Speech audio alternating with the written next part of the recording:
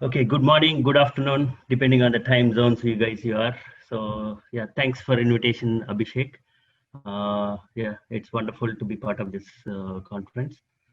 So today I will be talking briefly about how a population scale healthcare systems can be employed and utilized for large scale translational research, or more precise, we call it as precision health. So I will be giving you a brief outline of how the healthcare system, especially in US, can be leveraged for translational research.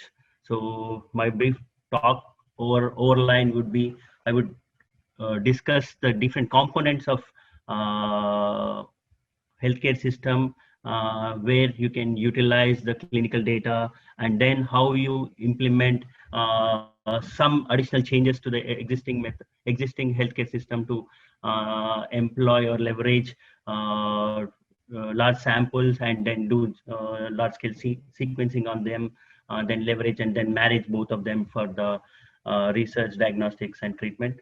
And if time permits, I will be talking about one or two applications in calcium homeostasis, as well as in rare skin disorders, hidradenitis suppurativa, if time permits.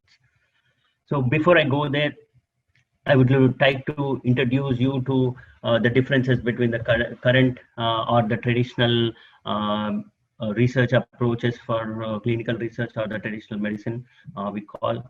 So there, everyone fits into one bin. You are either a case or a control, and then whatever the discoveries we obtain based on the research, we treat them with one single all the individuals as one single entity, and then provide the solutions. It can be drug or it can be anything, depending on the context.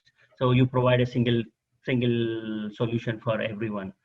But as we evolve the research around these phenotypes, now we know that these are not single entity, or a disease system is not a single entity. It has a large scale of subtypes within them, or we call them, as we try to cater precisely to the individuals which are within these subtypes. They can have different risks, or different categories, depending on ethnicity, depending on how their behavior, socioeconomic conditions, lifestyle changes, lot of things. We can segregate these samples or the individuals into different categories, and then we cater them individually to address them. So it's not one thing fit all kind of thing, but now we are focusing more specific to individual subgroups. So that's where the precision comes in. That's what the entire medical research is moving on. So with that brief background, I will be talking about utilization of the integrated health systems. So I work in Geisinger. So Geisinger is one of the early adopters of electronic health records, and it's a large integrated healthcare system, where these are the components. I will be briefly talking in detail during my subsequent slides. But one of the key components for any successful translational research is the stable, engaged patient population is the most important factor for a successful research or translational research down the lane.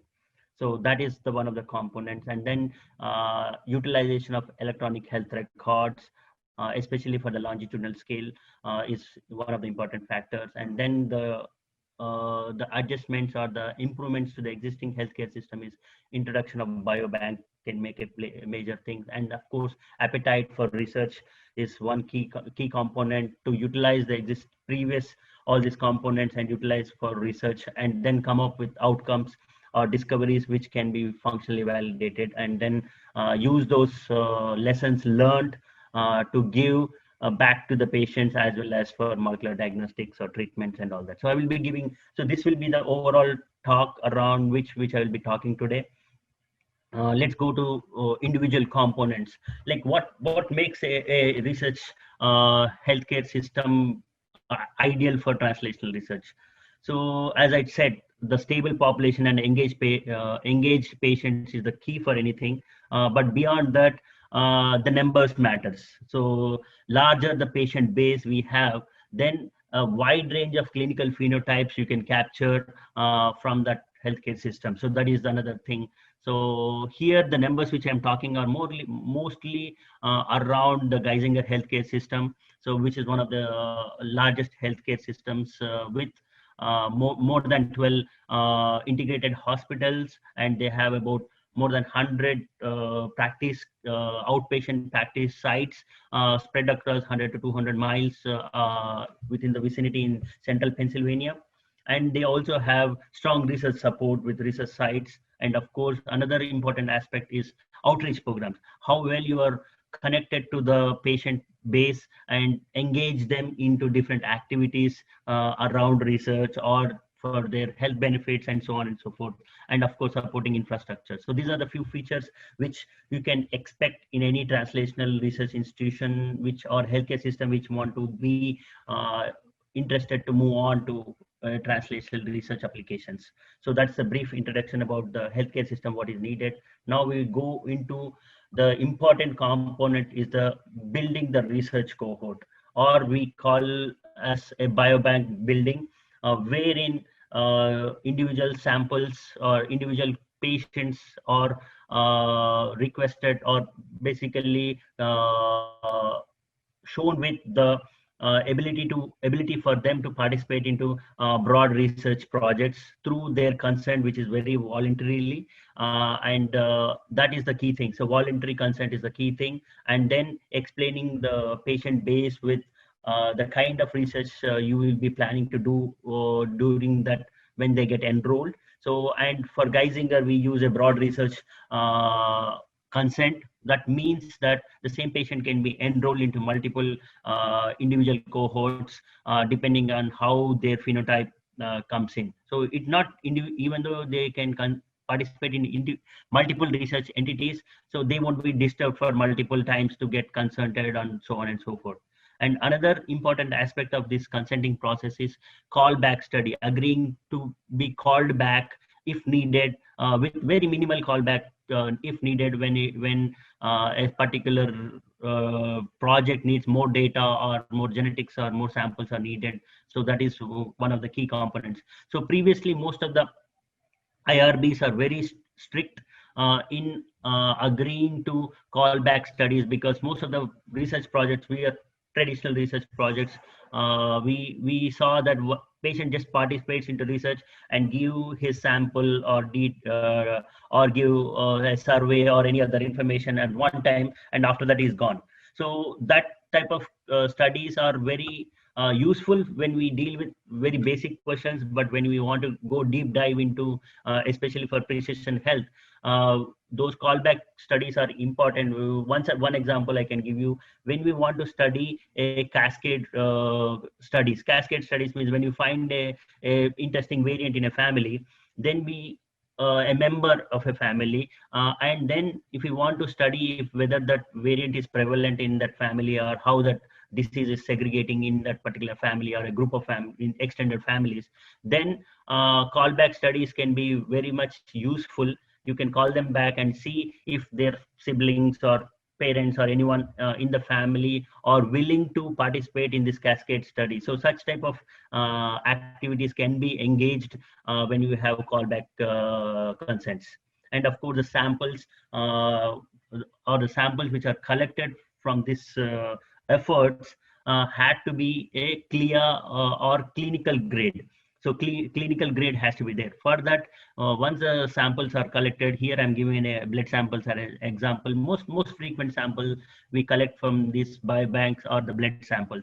So those, once the phlebotomist collects those samples as a part of routine care, so they are not coerced to get those samples or invited for the patients to be invited and given the blood. So usually in the healthcare systems, the samples are collected when they come from their routine checkup, and when they are giving a blood test for, say, annual blood test or something. During that time, the patients will be again requested to give some additional sample or additional blood or one more tube of blood. That's how the samples are drawn with less intervention to the day-to-day activities of the patients. And then it is collected and DNA and everything is samples are extracted in a clear environment, so that once if we find anything interesting phenotype associated in their genetics, then we can give them back at a clinical grade. So that's the one component of CLIA, including the sample preparation in the CLIA environment. And the major goals of these biobanks are usually we can ascertain the cause of the diseases when we study genetic studies.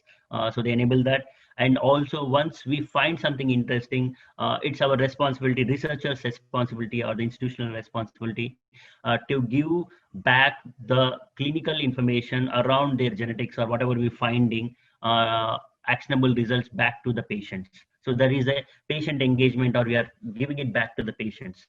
So this MyCode project was initiated within Geisinger a few years ago, and so far we consented about 260,000 patients into this biobank, and around 180 to 200,000 blood samples are all collected, and we have a target of about 500,000 in next 5-6 years from these biobanks. So once we have this large cohort and start collecting these samples, so what would be the next step is continuing the DNA isolation and then start capturing the genetic material. So to capture this genetic material, Geisinger has implemented a two-fold approach. One is deep dive whole exome sequencing, where we target the protein coding sequences for the causality of diseases to work on that, as well as the larger or the overall broad coverage. We discussed in the previous talk about the whole genome sequencing importance. So but those are also cost prohibitive for when we deal with the large scale analysis. So to overcome that, so we have come up to use the genotyping data augmented with the whole exome sequencing, so that we can have a broad coverage from the genotyping data, including the variation around non-coding variation, as well as a strong in-depth information of protein coding regions in the whole exome sequencing. So that's the twofold approach we are following at Geisinger. And to do this whole sequencing, we are collaborating with very actively collaborating with pharmaceutical company called Regeneron. So they have a subsidiary, Regeneron Genetic Center. They are very well equipped to do large scale sequencing, and we sequence almost 5,000 to 10,000 samples a week. So that's the scale at which they set up the sequencing center. And we form this collaboration, and we call it as Discover EHR project, through which the samples are sequenced, both exome sequencing and genotyping is done. And so far we have sequenced about almost 150,000 patients are sequenced and genotyped so far. And all these things are done at in a population scale. Analysis are done. It's hard to do it at individual server. So we all this data is hosted on DNA Nexus cloud platform, which Regeneron does all the production aspects of it. And then at the end, we both the institutions share the data. And some of these efforts and genetic variation can be seen and available for public at discoverehrshare.com. So you can access the allele frequencies of most of these variation available from our project. And this is one of the largest whole exome sequencing efforts in US, if I'm not wrong, even in the world. And we have strong activities around this for engaging patients and using this population scale data and overlapping with the clinical data. So that's where the combination of both will come. So Geisinger, with largest sequencing effort, also have a long and early adapters of electronic health records. So Geisinger has adapted in 1995. EHR has been implemented in their healthcare system. So that's where it gives us a leverage of capturing the longitudinal data. So we have about a median 15 years of EHR in our healthcare system, and for each patient we have median about 87 clinical encounters and about 600 plus laboratory tests for each individuals, and 7 to 8 procedures per participant. So these are, and as well as we also have electronic health records like their problem list, encounters, lab tests, clinical notes, which we process through natural language processing. And also Geisinger owns the health insurance plan, so we also have access to most of our patients' medication data, when they are prescribed and when they are refilled and all that. So we can capture a lot of information. So, but these are all governed under HIPAA. So the most important component to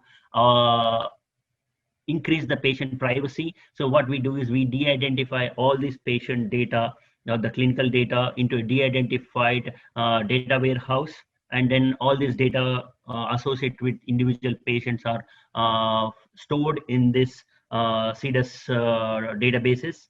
And then the next important aspects of once we have the data is phenotype standardization. That is the key for success of any cohort building. And for this, Geisinger is an active participant of eMERGE network, and we also do internal phenotype standardizations so that we can identify cases and controls for various phenotypes and build the sub cohorts for each of these phenotype specific subcohorts are built using EHR. So that's where the biggest challenge comes in cleaning, because this is a real world data. This is not a research or somebody collected individually, because these are the data sets picked up from the live patients information. So de-identification and patient privacy is the key for things. So that's why we have a de-identified database accessible through IRB approvals. Stringent IRB approvals and MyCode governing board of approvals are needed internally to access this data. And we also have these data standardizations through eMERGE, so which can be employed for our various broad clinical research. So now we have genomic data, and you have electronic health records, and we try to standardize these phenotypes. And now what next? So the next step is, how do you correlate these two informations depending on the phenotype of our interest? So to address the classical system, so many of our previous speakers have mentioned about genome-wide association tests for various research projects. So the advantage of that is we talk about individual single phenotype and then assess that information across all the variants in the genome. So in the genome, using either genotyping data or whole exome sequencing if available. But for us, it's mostly genotyping augmented with the whole exome sequencing. So we do a lot of single phenotype association studies using GWAS, but having a large scale healthcare system. So now for an individual, you can capture entire spectrum of phenotypes that particular person has. Something like that, I can tell you a simple example. You might have a skin disorder, but you also have diabetes. You might also have something else. So now an individual person will be a case for diabetes, but he's also a case for a skin disorder. He also a case for something else. But for rest of the phenotypes, he's a control studies depending on inclusion exclusion criteria. I don't go details about that, but so that's where you can build the cohorts quickly when you have large data sets. So another advantage of using the large scale clinical data is you are assessing that particular patient across multiple phenotypes. So there is a new technology or new method called PheWAS, where it does is phenome-wide association study in contrast to genome-wide association study. So where in genome-wide studies, we have single phenotype across multiple. So this is exactly diagonally opposite, where you start with a single variant and try to assess the correlation or association of that particular variant to multiple phenotypes across spectrum of entire ICD codes for that particular patient or group of patients. So that's where the PheWAS plays a role. Can be possible only when we have a large-scale healthcare system with longitudinal health EHR available for those patients. So you need enriched phenotype information to do PheWAS analysis. So I'll briefly go over how some of the examples. So all the ICD codes are the clinical codes, diagnostic codes, are used by the physicians mostly for billing purposes. So Joseph Dennis group has published a method to utilize the ICD codes way back. So we are implementing that algorithm in our PWAS analysis. So we use the EHR data and then genotyping data, and we try to call the PWAS associations by defining the cases as to, yeah, and we also need to do the cleanup studies for the data standardization within the EHR. For that, we define clinical cases. Anyone has, for any different designated phenotype, you should have at least 3 or more physician calls for that particular person to be called as a case, and anyone with 1 or 2 calls to be excluded, and anyone without no calls are called controls. So basically, these are the data sanitization steps to improve the quality of association studies. And then we map and compare across genotypes, and then come up with the associations which are statistically significant using genome-wide in GWAS, whereas here we use the phenome-wide association p-values by multiple testing, depending on how many phenotypes. Typically, we will have about 1,000 to 2,000 phenotypes come up in the healthcare systems out of 10,000 with a good number of cases. Like here, we put a filter of any association, we do at least 200 cases to be needed. So some of those data standardization steps needed. So with this data, and these are some of the top type of analysis, which is PWAS is the major contributor for healthcare systems. Similarly, we can also apply for rare variants using rare variant association tests, like burden test previous speaker has mentioned, and we use CAT and few burden tests for the rare variant association tests. And we also implement SCAT PWAS, basically using the SCAT method for rare variants, and you scan across all the phenotypes by applying multiple phenotypes, and then multiple testing corrections are implemented.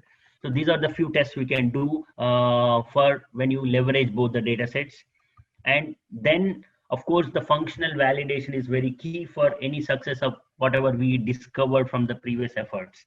So, and functional validation is either you test in various cell lines or model systems. Here, I'm just giving you a few examples. Zebrafish can be used, or mice can be implied, or iPS cells where the variants can be tested and confirmed for causality. So that is also key component. For that, lot of we use in-house laboratories for help, but we also collaborate with multiple institutions because we can't find experts in wide range of field in a single institution. So we have a strong collaboration across various institutions in US for our functional validation and collaborations for these efforts.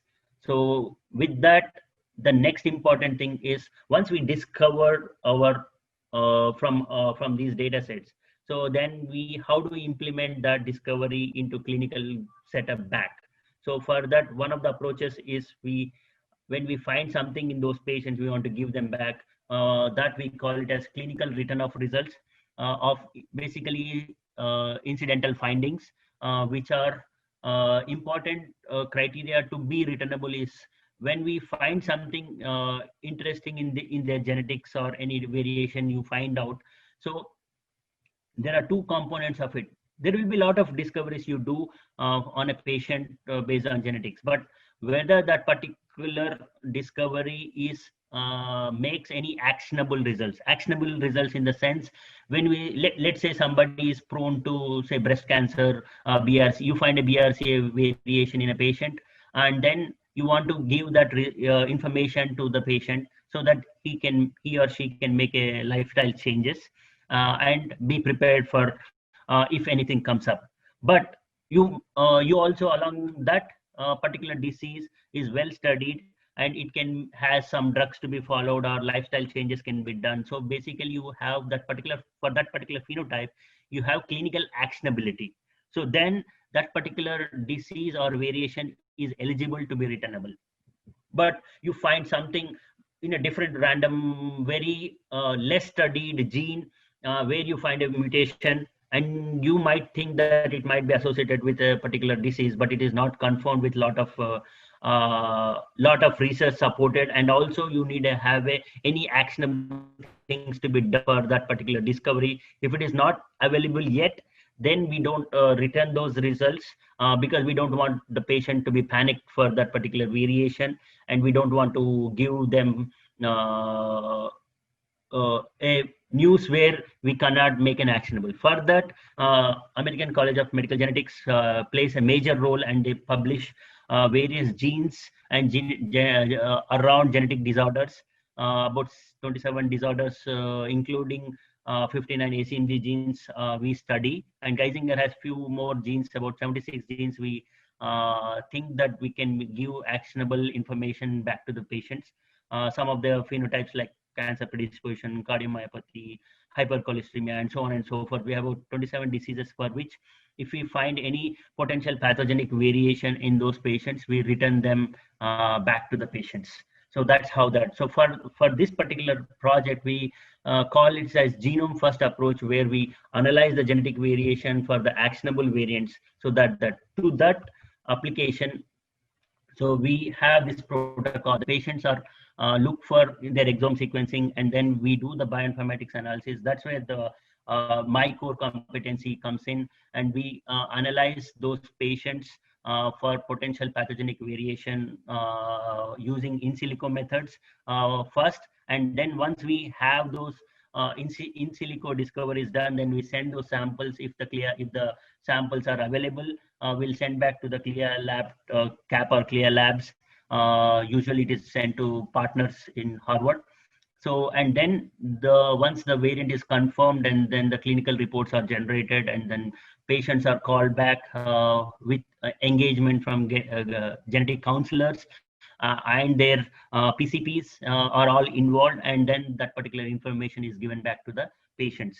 So to achieve that, we developed a in-house tool called in silico pathogenicity prediction tool,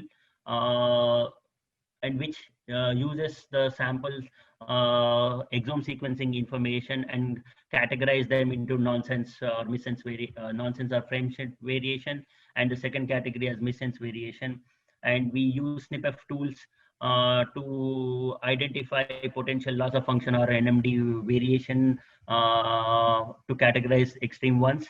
And then for the missense to variation, this particular method uses an ensample method where we score various tools, including polyfen, SIFT, GERT for the conservation, and for the protein changes, we use Grantham and few other tools. And we calculated a weighted scores from these individual tools, and then which are summed up, and based on their summed score or ensemble score, we categorize the variation into potential benign, likely benign, likely pathogenic, and pathogenic. But they are not confirmed yet, so we call them with potential VUS designations. Once these variations are picked up, and then if they're also confirmed in ClinVar variation, so those high standard variation alone are returned back to the patients. So we do the pipeline for upfront filtering so that we can reduce the large scale sample testing and all that. So for that purpose, we use this tool as a intermediate sequencing analysis tool to assess the potential pathogenicity and identify those patients with them. So for this, based on these works, so some of the works we come up from this project is our, the group has come up with a couple of publications and a few outcomes from the genome first approaches alone I'm talking about in this slide.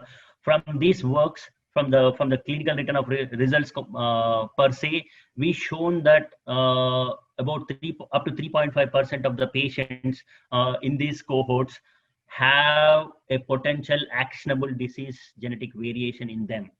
So from as of now, we have about I think if I'm not wrong, about nearing 100,000 patients have been assessed, and they're based on clear sample availability and all that, we are in the process of returning those results to them. And we also, for the rare variant applications, rare disease applications, we looked into, based on this genetic identification, we have shown previously that 1 in 250 of the unselected participants in our Discovery HR cohort has familial hypercholesteremia.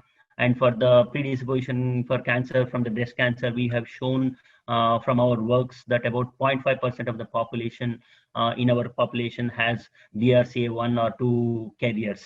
So those are the relevant information which can have an impact on the patients who are engaged in our programs. So those are some of the things which we use them. And for familial cholesteatomia, we have a project which uses the callback consent, and we have our institution has started a cascade studies to help larger patient base within their family systems.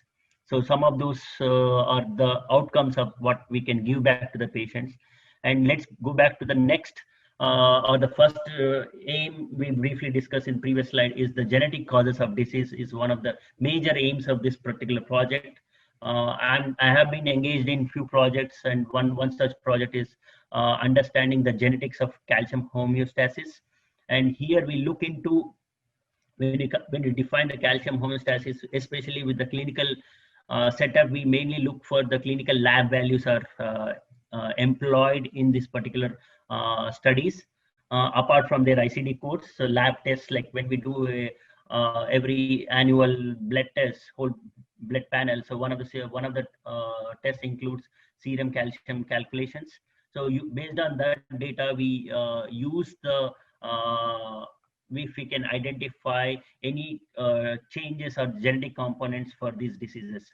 So if we go back into more detail, so calcium exercise, calcium regulation is key for a lot of activities, include coagulation, calcification, muscle contractions, even cardiac phenotypes are associated with serum calcium levels in the blood. So that is the key component of the calcium. And when we look into historically, if we look into the calcium, it acts both as a monogenic disease as also has a larger continuous or the continuous phenotypes. So some of the monogenic diseases will impact either hypercalcemia or hypocalcemia, which are rare clinical diseases, rare in the sense which are prevalent less than 1% of the population. And then we also have clinical serum calcium levels itself as a heritable factors.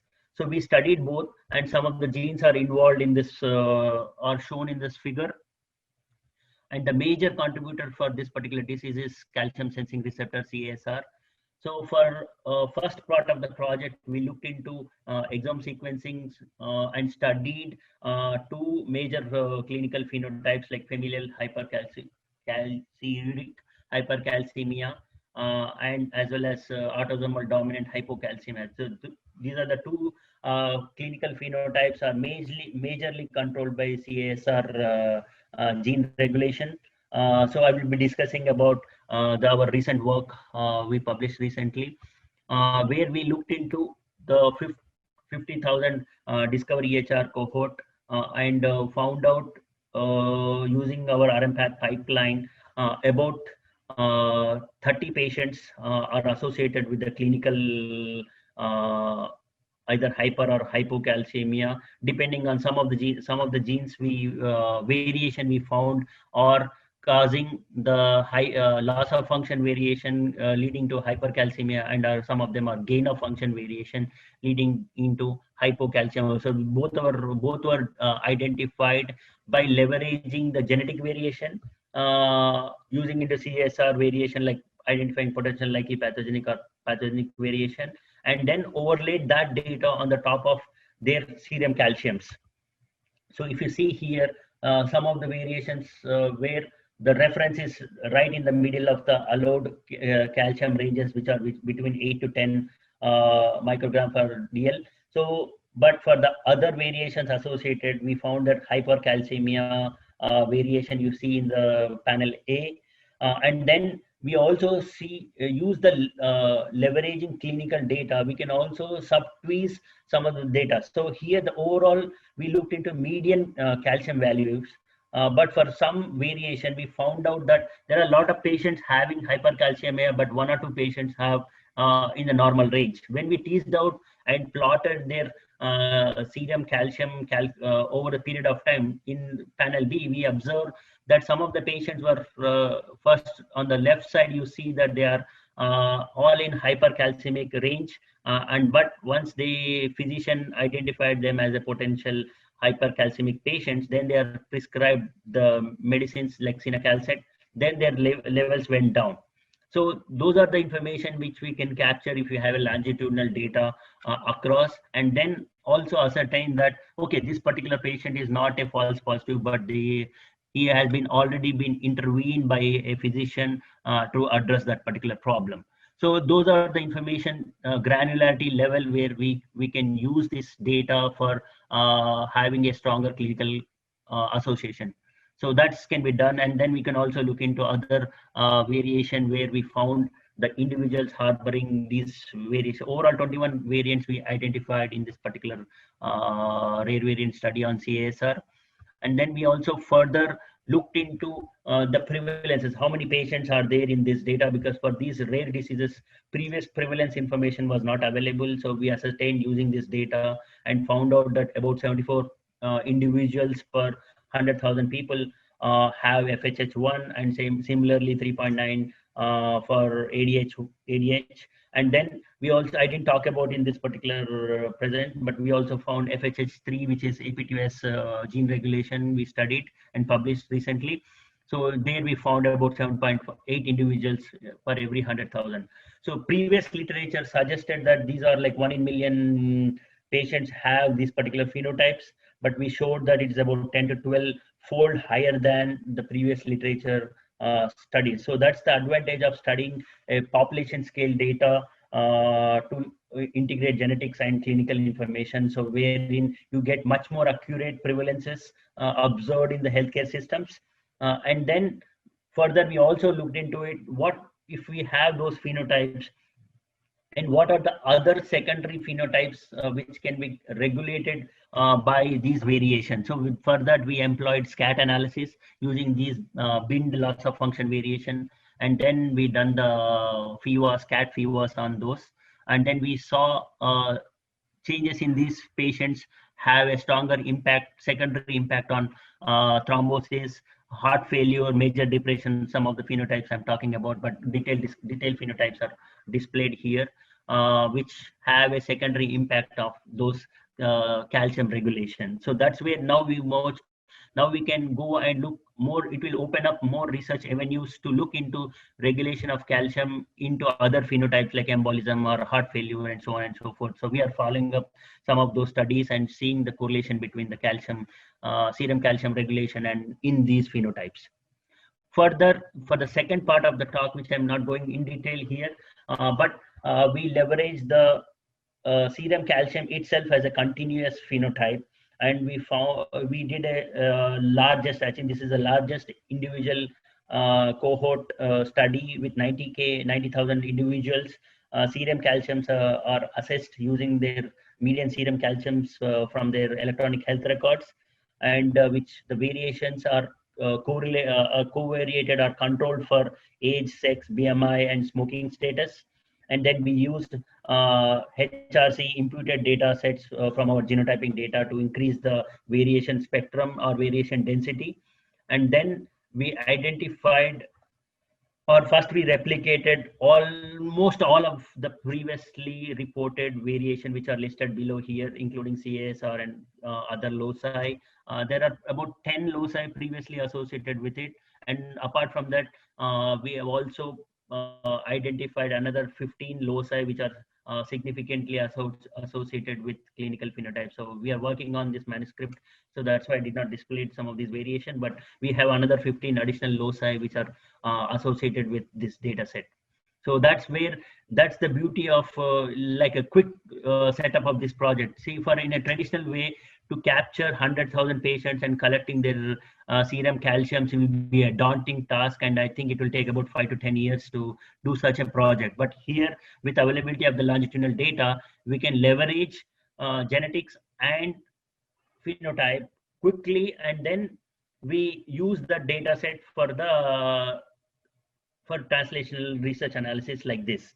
So that's the advantage of using this data set. So some of the examples I'm giving you, I'm not sure what the.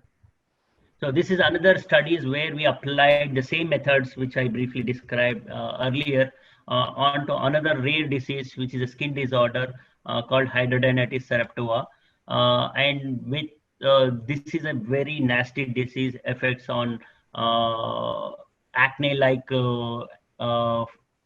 infectious, acne like pustules and all that on the skin in various locations.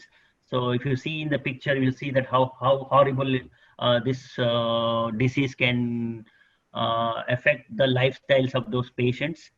Because of that, and we tried to address this particular thing, and which is a rare disease.